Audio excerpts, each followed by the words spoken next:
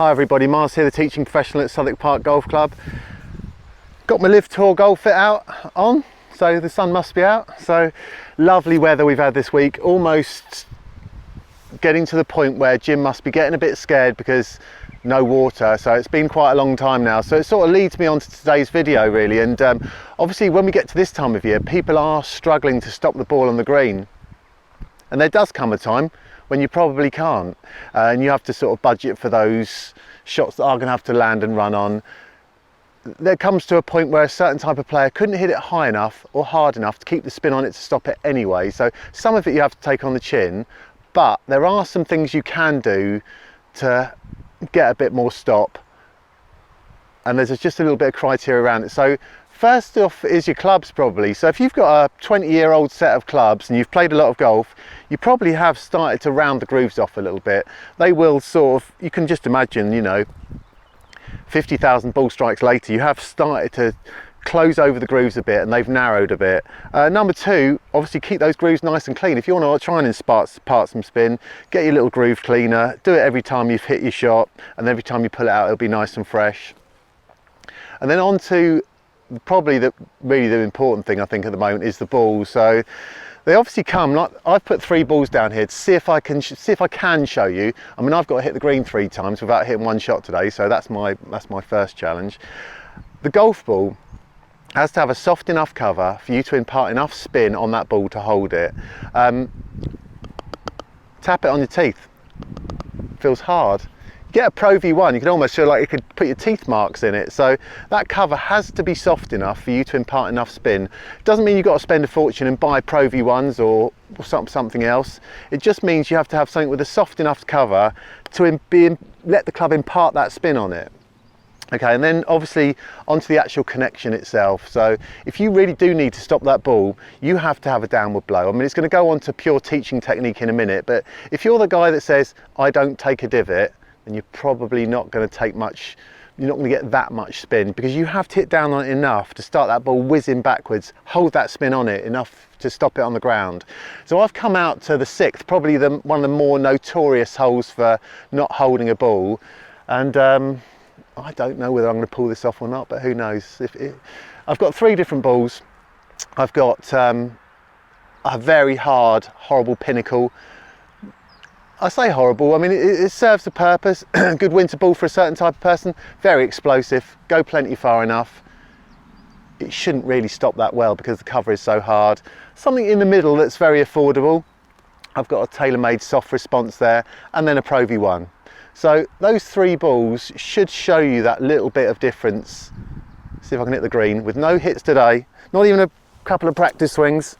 So I've come back to the 6th. It's a notoriously hard green to stop the ball on. If I'd have known the flag was right on the very front, I probably wouldn't have come here, because I wanted to sort of show you what would really happen to the ball. So yeah, let's have a go. I came to the 6th because it's one of those greens that doesn't get quite as much water as it needs. So let's hit the Pinnacle first. Preferred lies? Not.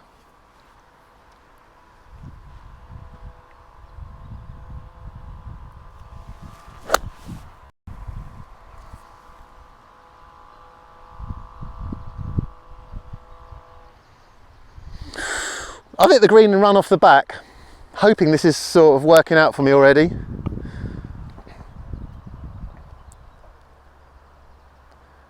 TaylorMade soft response. I should get some spin on this. It's a nice ball.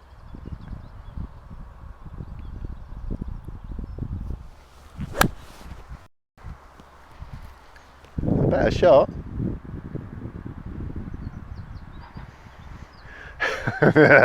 That's hit the green and run through as well.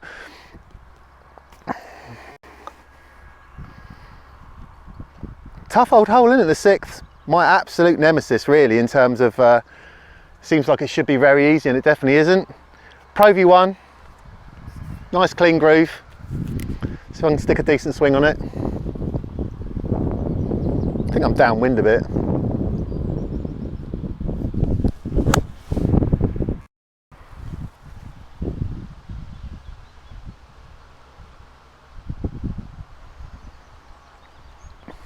3 good shots, hit the green with all 3.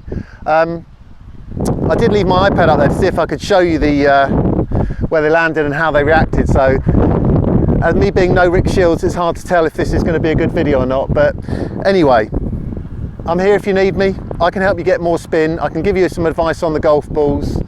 Keep enjoying this amazing weather, and I'll see you all again soon.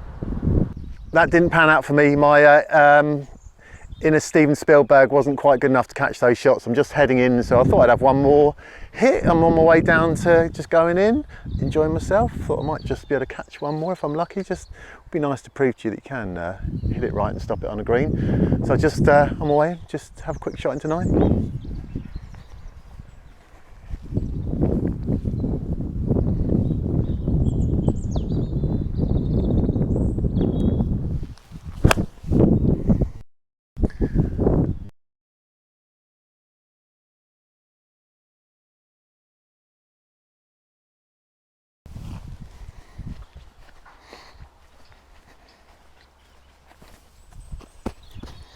Put your divot back.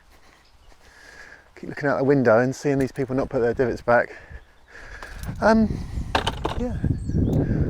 let's have a whiz up there. This is good TV, isn't it? Thank you for all your kind words to the people that do actually watch my videos. I mean, as you know, I'm a bit self-conscious about them. I always feel they're rubbish, but I do my best. They're not rubbish. That's a bit unfair, isn't it? They're not rubbish. They're just I'm going to just say they're honest. Hang on a minute, let's just get over the bridge.